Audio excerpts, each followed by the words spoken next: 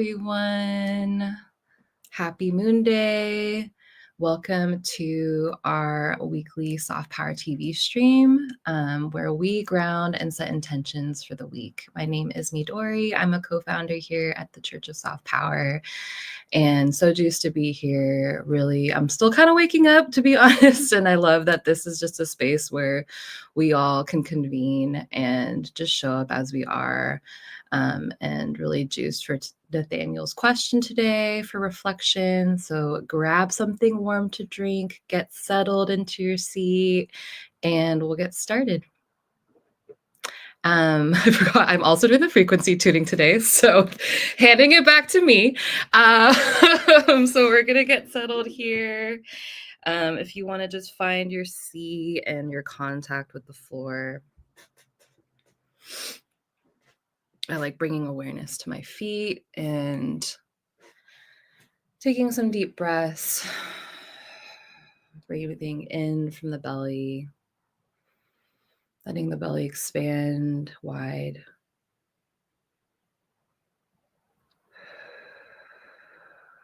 Relaxing, settling deeper into your seat.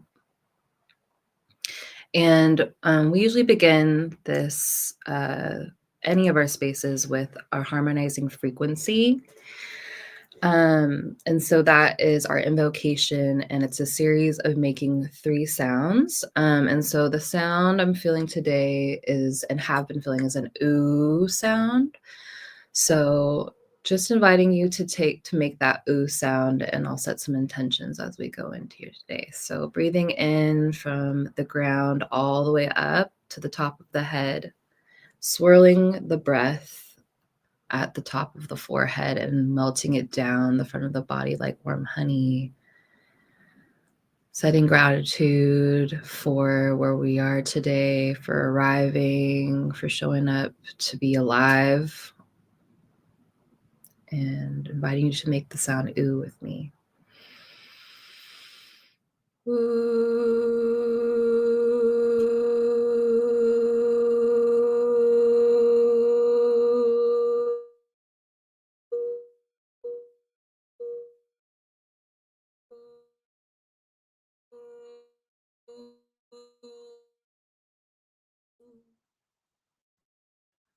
Breathing in again and calling in any of our more than human guides, well, ancestors, and making another ooh sound with me. Ooh.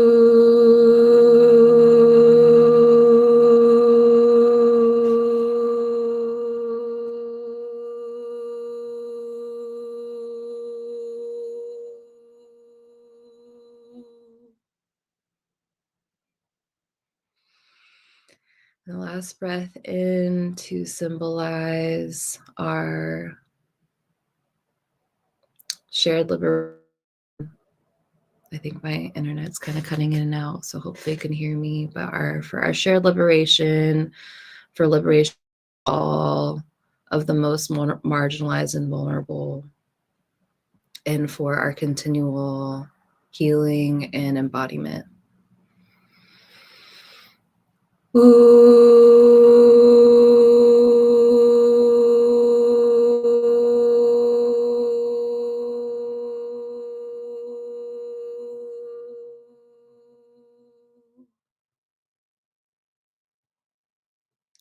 You are now tapped into the soft power frequency. Nathaniel, do you want me to do the reading, or are you doing the reading? Oh, go for it. I love this. Okay, I was like, am I just moving straight in? All right, so you are now tapped in. We got a little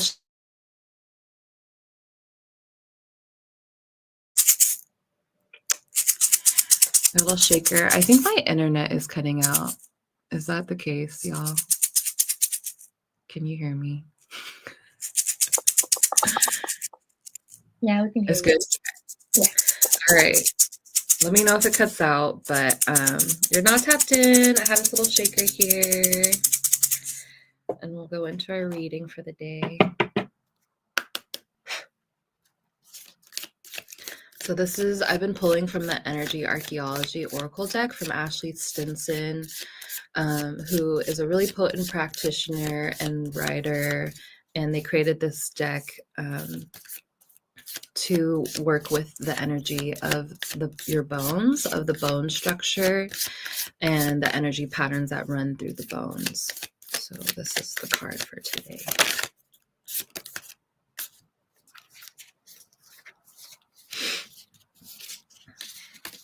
The card is potential. And the bone is the hyoid bone.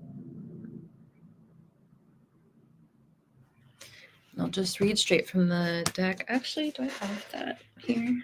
I don't. Okay, we're just gonna riff. So potential,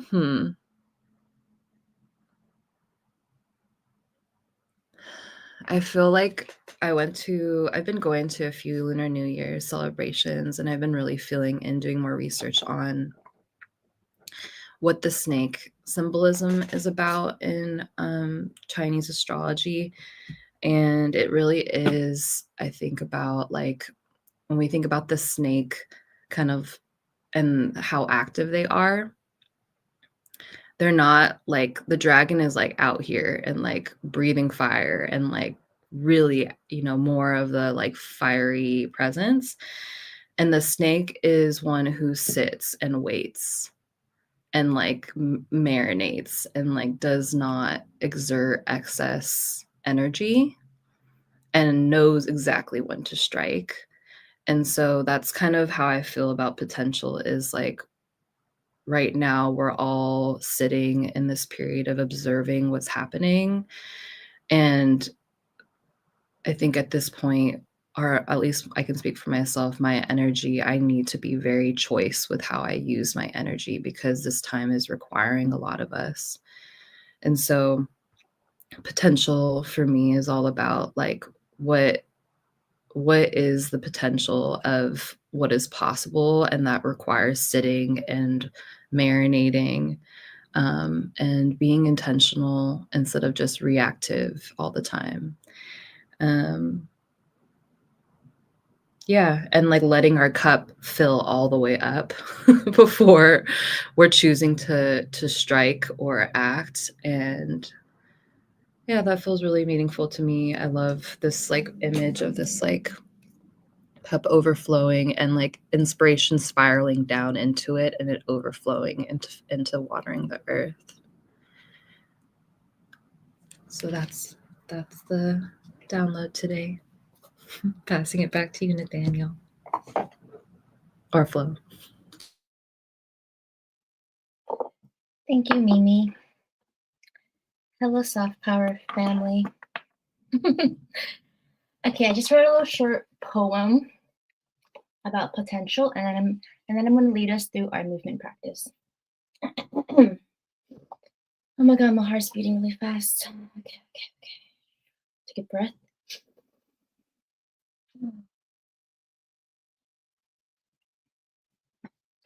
You see my front cover. Potential. Potential is our life force, sitting dormant in our hips, bodies, and bones. We wake up our potential with our breath. That's our awareness. With movement, we wake up the truth sitting in our bones, our souls, and our spirits. So let's rise and wake up our creative life force in our bodies, hips, hearts, and spirits. Okay, let's rise. So, our movement practice today is going to be focused on waking up the hips. So let's take our hands, our healing hands. Let's charge it up with our power, breathing our intentions into our hands as we charge our hands with our powers. And then we're going to start to lightly tap on the hips, exhaling out the mouth, purging exercise, inhaling in through your nose, breathing in this breath of life, tapping at the sacrum, your lower back region, all around the hips, the groins, the front of the hips. With your breath, sending your awareness, sending your intentions to your hips. Okay, now we're going to slowly release the tapping, and then we're going to bring some gentle movement. So swaying the hips from left to right. You can put your hands on your hips. We're going to do some hip rotations, rotating the hip joints, moving sideways, moving front and back, circular motions, moving slow, moving fast, as long as you're moving at the pace with your breath.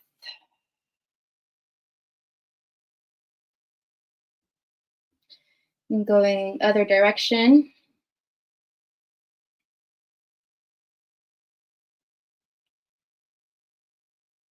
And then we'll conclude our movement practice by shaking the hips, shaking the ass. Okay? So shake, shake, shake. You can bend forward a little bit. Shake it, release any emotional blockages in the hips, waking up your life force. This is where our creative life force, our sexual, our creative energy sits in the hips, our root chakra. Okay, and then let's just bring the whole shake into our bodies, bringing a light bounce, bending the knees, bringing the shake up to the shoulders. Exhaling out the mouth, waking up the body, waking up the life force. Shaking the head no, shaking the head yes. Okay. And you can slow it down, and you can always continue to move your bodies throughout our grounding day. And that concludes the movement practice. Thank you. Thank you, Flo. That was lovely. Also, fire poem that just came through. Little channel. I loved it. So good.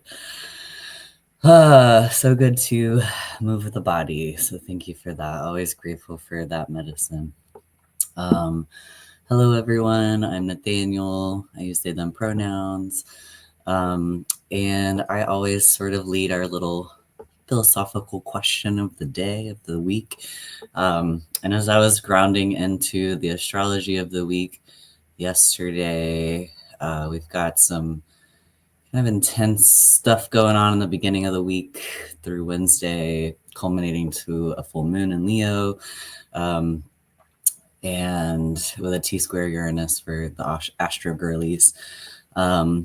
And so there's just a lot of like energy, activating energy, and just thinking about Leo as like a brave heart is sort of like what has been coming through. And it's like Leo, yes, it's a fire sign and it has that like confidence and bravery of like fire, but it also is like a really heartfelt fire sign. And it's like a bravery that we are leading from like the depths of our heart and like the wisdom of our heart and the resilience from our heart. And so that just got me thinking a lot about as we are tapping into our warrior spirits and facing what we're facing as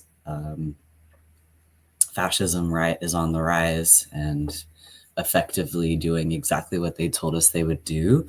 Tapping into our hearts as a place of knowing how we move, where we move, why we move the way that we do, with courage, with resilience. And I shared a little bit about this in my Substack this week, but personally, like my connection to my heart has always been like had a lot of tension.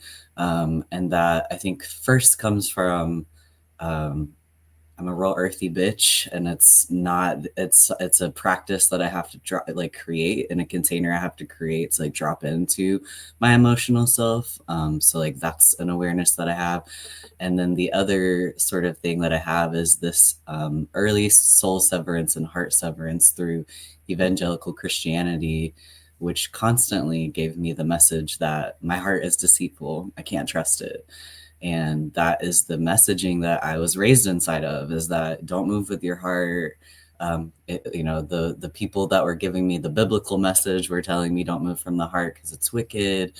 My mom would often say don't lead from the heart because that's how you're immature and like things like that. So there's just all this messaging that I received that my heart couldn't be trusted.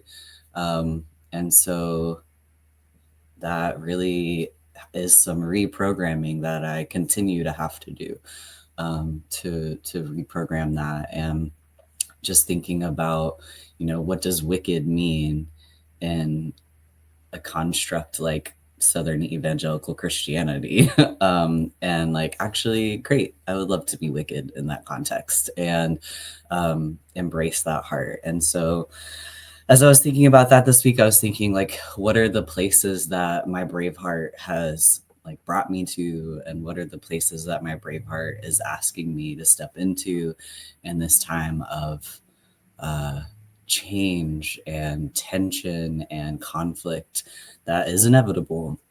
And part of that is like, for me, I think I am someone who I can be pretty strong in my opinions, and like I can be, it's often given me feedback that it's hard to tell me stuff about myself. And I receive that. And it's something that I don't necessarily want. Like, I want to be someone who can receive feedback and messages and like have an openness to other perspective. And I think part of the reason I have hesitancy to accept someone else's perspective is some of my overcorrection from like, I used to only listen to what other people said. And so a lot of my journey to myself has been about like really standing on my stuff and like being like 10 toes down on what I believe. And I'm at a place where I'm like, I want to balance that and still be someone who is open to receiving, even if I don't agree with it, open to receiving someone's word, someone's perspective, someone's thoughts. So that's one thing that's kind of coming up for me, is knowing that, conflict is inevitable, knowing that I'm a strongly opinionated person. I'm going to have, times where I'm disagreeing with someone, and how do I want to show up inside of that disagreement? Knowing that I can still walk away and disagree, but what do I want the conversation to look like, feel like? So that's one thing that's kind of been coming up for me. And then I think the other thing that's coming up for me is that my life has transitioned a lot over the last few weeks. I've started a new job part-time as a caretaker, and anyone who does any kind of caretaking work knows that that is like physically, emotionally, spiritually, just like draining. And I went from sort of not having a lot to do outside of like my routine to that taking up a big chunk of my day every day, and just like having to adjust to that. And so inside of that, I'm just reminding myself that like, I think my brave heart is asking me to continue meeting that pace of life, and I got a really clear message from my guides this weekend about just like getting more organized with my schedule, because I don't want my life to take a back seat to this work that I'm doing. I am someone who can get really invested in like a job and like work, and I want to like maintain boundaries in a way that will allow me to like continue these other things that I'm committed to in my life beyond this work. And so I think a lot of my brave heart here is tapping into the ways that I actually want to be so present in every single thing that I do. And that requires sort of a level of like schedule and being sort of like in containers that I can drop into, so that I can really show up in my fullness, because I don't really want to scale back my energy anywhere. I just want to be like more precise with it, sort of like Midori was talking about with the snake. It's like, I want that precision in my daily, so that wherever I am, I'm in my fullness and like my full heart is present. And so that's something that has really come up for me. And then some like real practical ways that is coming up is like I've completely transformed my relationship with technology over the last few weeks. And I think that that's going to allow me to continue staying really present. And like I'm kind of harder to get a hold of now. I switched from a smartphone to a flip phone that like barely gets text. I don't know. It's like not doesn't work that great, and I'm okay with that. And so, you know, I'm really not very accessible at this point, and I think that part of that timing is intentional from my guides in the universe, so that I just am where I'm supposed to be, and I'm in it, and I'm there, and I'm not really like bringing in a lot of noise outside of the spaces that I'm in. And so, yeah, I think that's my answer to the question. So I'm going to like put the question in a format again as I pose it to the rest of the team. But this can be reflective, current, or in a dream state. But how do you embrace your heart's wisdom, respect its resilience, and move bravely from it? And so that's sort of the question that we're posing to you all and to the soft power team. And yeah, does either of you feel like ready to share?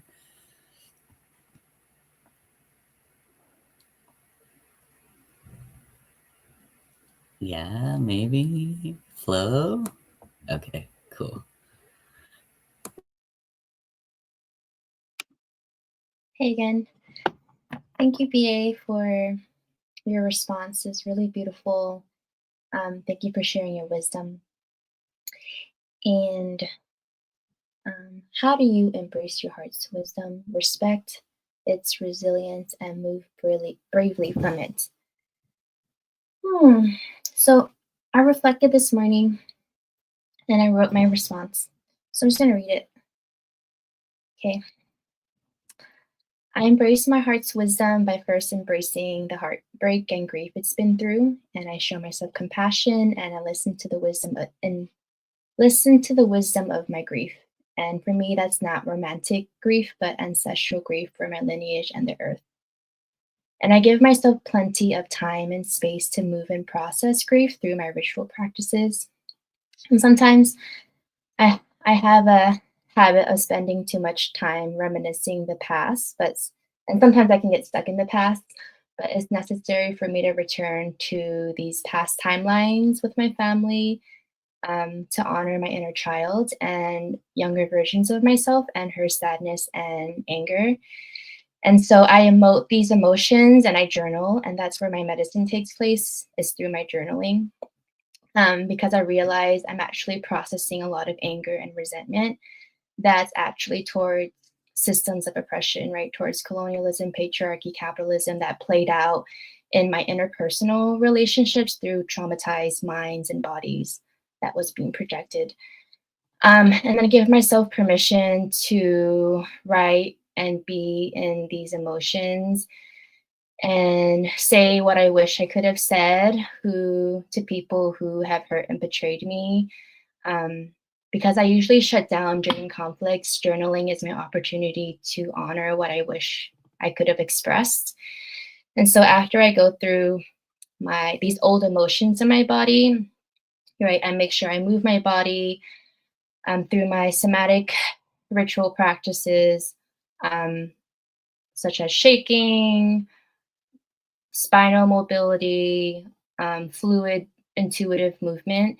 I make sure that I write affirmations and the lessons from these wounds because that's how I strengthen my resilience. I have to highlight these lessons and make sure it's visible for me to see. And then the work for me is to integrate these lessons. And, if I'm here on earth to end karmic cycles in my family and lineage, then I better recognize and integrate these soul lessons. And so I make sure these lessons are part, I write them on Post-its, put them on my wall.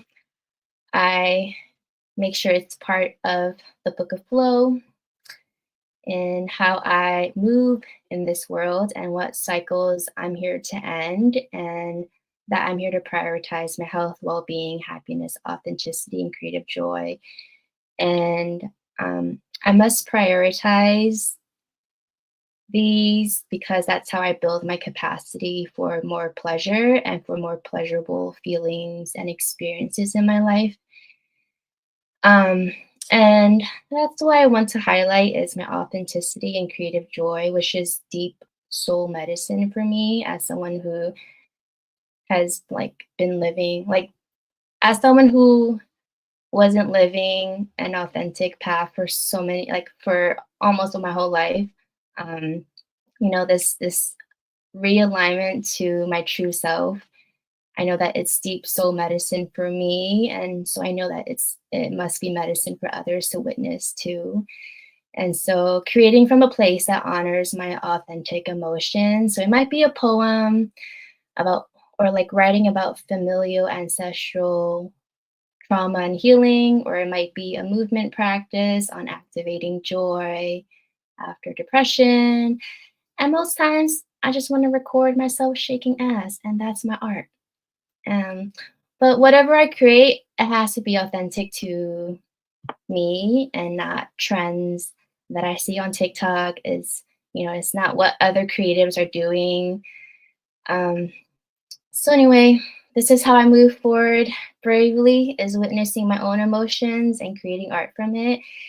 And that I must prioritize my authenticity, my sadness, my rage, my joy, my creation, and my pleasure in my creation and flow state with my spirits and who I'm here to serve on earth.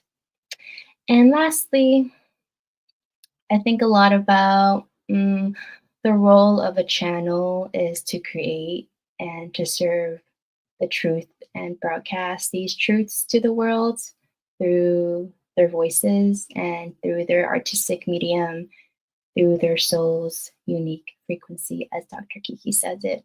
And that takes bravery. Thank you. That concludes my response. Wow, a whole word. Thank you, Flo. So much wisdom and so much just like tender, it's like tender wisdom.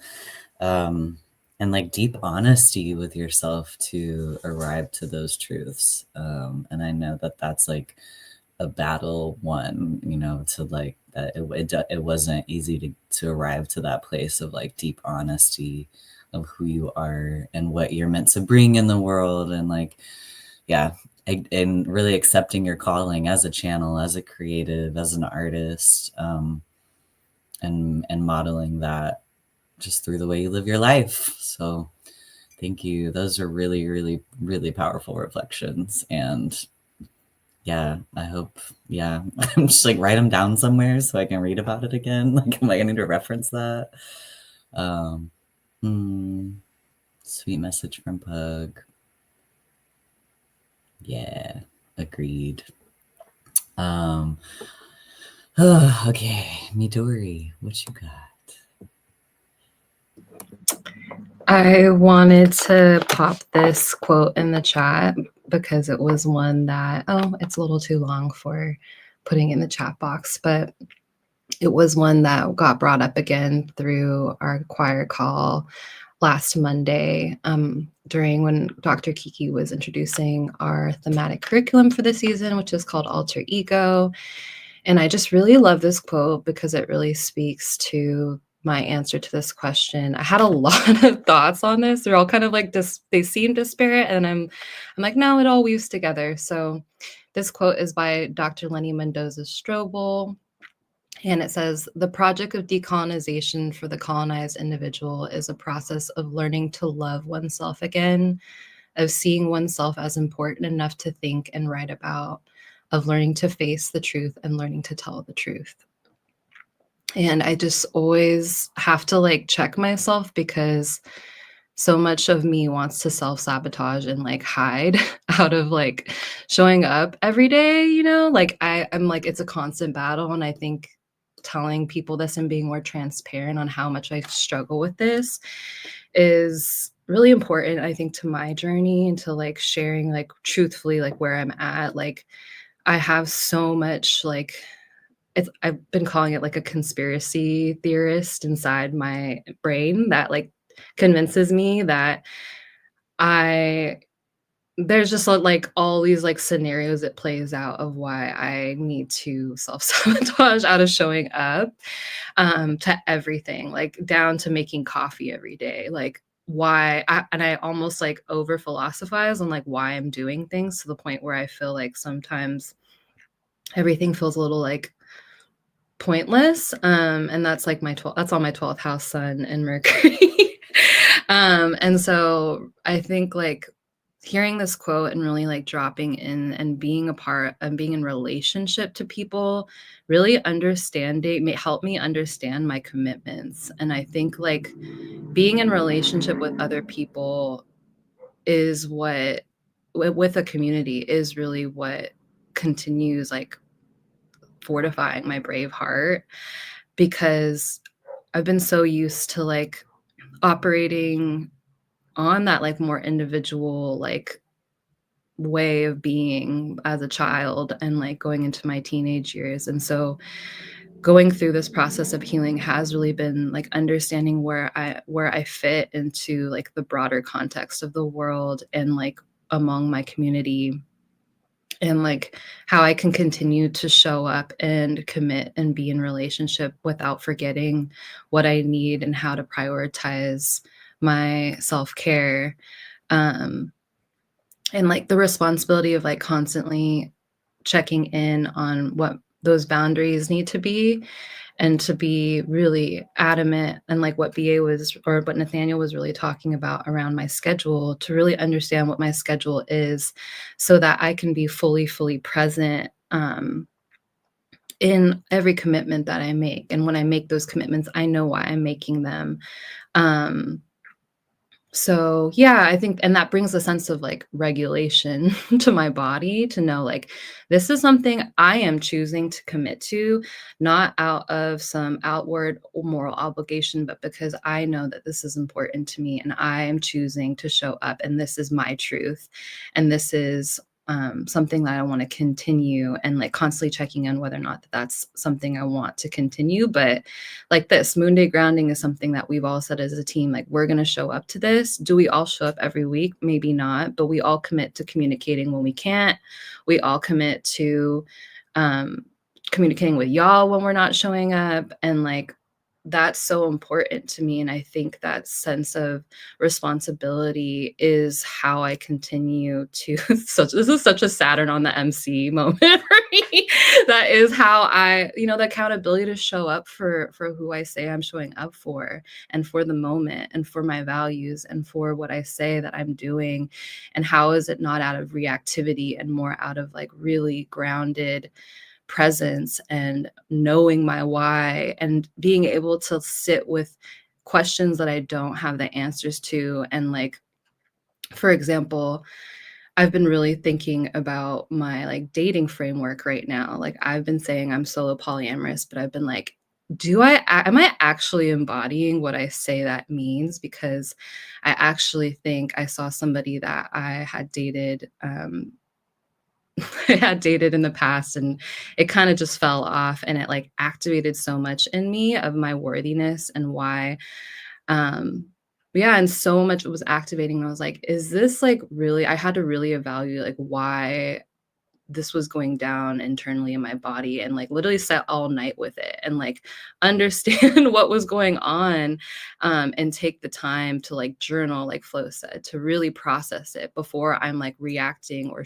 like really trying to show up on dating apps again. And so this is getting a little swirly, but it really does feel like knowing my why, continuing to understand what I'm committing to and my responsibilities to myself and to my community, and how I continue to show up for yeah, my rest essentially, and making sure I'm continually, when I say I'm saying I'm for the liberation of all beings, like that has to include myself, and that at the ground level is making sure that I'm resting and caring for myself as well.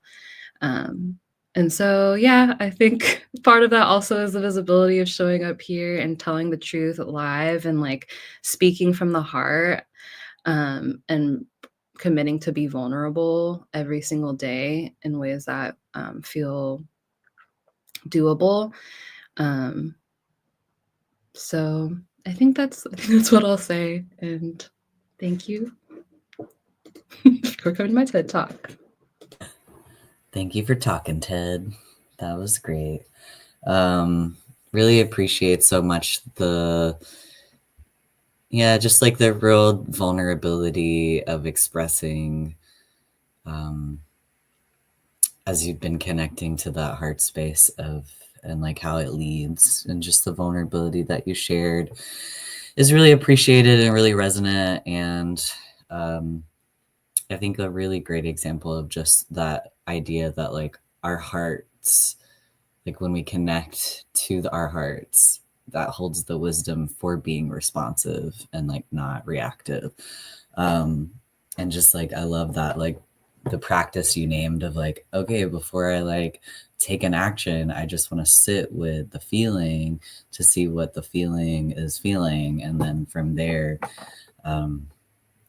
that's where I can move from. And even I'm thinking back to what you were mentioning, Flo, about like my resentment is towards the system at the end of the day. And like I think about like that in relationship to like interpersonal relationships, because I am someone who, like, because of my lifetime of fawning and people pleasing, and like that is sort of a default for me. If I'm not paying attention, I will build resentment and I will be operating dishonestly inside of a relationship to like maintain the relationship. And resentment for me has become like an indicator signal. Like as soon as I feel the resentment or like I notice it, I'm like, oh, ooh, wait, there's some dishonesty in a relationship, or there's whatever. And when I actually get into the resentment piece, like a lot of it is about myself and my own boundaries and like what I'm communicating. But then the other piece, the angry part of me that's like angry at the other person, I can usually find a way to give that to the ancestors for the choices that they made to get us here. And like that becomes my process so that my anger isn't directed towards another person. And then it's the change is my boundaries in the relationship and communicating that. And it's like helped me create a framework where I'm not like putting my emotions on another person, even if they did some fuck shit. Like I don't really want to, like there's a part of me that's like doesn't want to respond reactively, even if it's fuck shit, even if it's like, yo, that was messed up what you did. Like I want to be able to like identify that action with like the root, which probably has something to do with some white people shit, and like, and then move from that place that can like give the emotional stuff that I'm experiencing to my guides, to my ancestors. So then I can like really get to, okay, and how do I want this relationship dynamic to shift or change based on what I just experienced? So anyway, that just came up while you were talking, because I think that is like heart wisdom. And just thinking too of both of you mentioning of like the drawing back of the wisdom ancestrally, and how that shapes our choices. And I think as we embody the warrior spirit, and as we like move towards collective liberation against rising fascism, like there is a lot of skill set needed in engaging across lines of difference, engaging across lines of like where we disagree or there's conflict. And I think mostly within our own communities. I'm like, I don't know how ready we are to engage outside of our own communities, because I see us fumbling with conflict a lot within our own communities. So just thinking about that and really calling in support from the other side that can like support our abilities to connect with our hearts and lead from that place in our relationships. I think I'm intuiting that like relationships across the board may experience some struggles this week. And I think there's a lot in the astrology to support that. But, I just think like being aware of that and having mindfulness around like, how do I want to relate? Like, how do I want this relationship to be. Like, if I'm feeling the prickliness, like, where can I sit with that? What can I do with that? What's it attaching to? Really sift through it to understand, okay, the actual truth is that, like, me and this person, we need to be relating differently, but it doesn't mean we need to stop relating, or it doesn't mean there's anything wrong with them because they make different choices than I make, right? And just sort of like finding those places. So anyway, that just kind of came out. So it was supposed to, I guess. And I think, just want to encourage everyone this week with, the Cuckoo Bananas astrology of, I just think a lot of a disagreement and conflict is going to come up. Just remembering, noticing it, staying grounded, and staying true to like that warrior spirit in your heart that sees the long game and that knows with precision when it's time to say a thing, do a thing that aligns with your long-term goals and isn't about just a moment of satisfaction that ultimately might not actually bring you satisfaction. So I pray we all have that wisdom, and I pray that we can always take a breath and a moment to tap in to some ritual with our hearts and lead from that place. And I want to share, we've got a couple of things that are coming up. I know we've got some different practices this week. I think Wednesday we have, with the full moon in Leo, we have Flo leading some movement cafe in the morning. I think tomorrow is Siobhan is leading a full moon activity, right? Midori, can you speak to that more? Yes. Full moon journey. Full moon journey. And I think it's a trance journey. So cool. Not 100% sure, but pull up because it's going to be specifically for the Leo full moon and what that means to them. Which is dope. And definitely stay connected with us in upcoming events. I know Flo has a cool upcoming event that'll be announced soon. And we're just going to keep it moving with creating containers for you all to come be present, drop in, connect with yourself and your spirit during these tumultuous times, connect with other people, build community. That's what we're all about. So we're trying to do here. And can I say one more thing? Yeah. Okay. What day is Valentine's Day? Friday. Friday, we're also having a love salon, which is a stream on Soft Power TV, this channel. And Siobhan's leading it, and she has a lot up her sleeve. Okay, but as I know now, it's giving love hotline. So it's going to be a mix of people we've had on last year. Was it last year or maybe 2 years ago? Was it last year? So, 6 love stories that have come to fruition, that people have, literally cast spells and they have manifested into reality. It's going to be a live collective spell for the love that we're calling in and that is already here. So getting a little specific on what that looks like. And I think it's going to be really fun to do it live, and we're going to do some readings. So I will post that on Instagram, put it on Discord. You'll get an email. But FYI, dial 1-800-LOVE-SALON, aka just submit questions or shares on this phone. So if you would like to participate in the festivities, that's what's happening on Friday at 11 a.m. Thank you for that plug. That sounds so fun. So hope to see y'all there. And with that, I pray you all. I just saw a comment that Pug had left about like challenges in relationships or moments to like build them to be stronger. Yeah, strengthening of relationships, because I do think that like the challenges, the conflicts, actually that's their intention, is to strengthen it. And so I really just want to call that, and I pray that that's like what we find this week, is strengthen our relationships, strengthen our relationship to ourselves, strengthen our relationship with our community, with the land, with spirit, with our guides, with our ancestors, continuing to fortify, to tap into this revolutionary energy that is possible and present, so that we can tap into it the same the same way that our enemies are, but stronger and more intentionally, and for collective liberation. So that's my prayer this week. And I hope you all have a great week, and we will see you next time.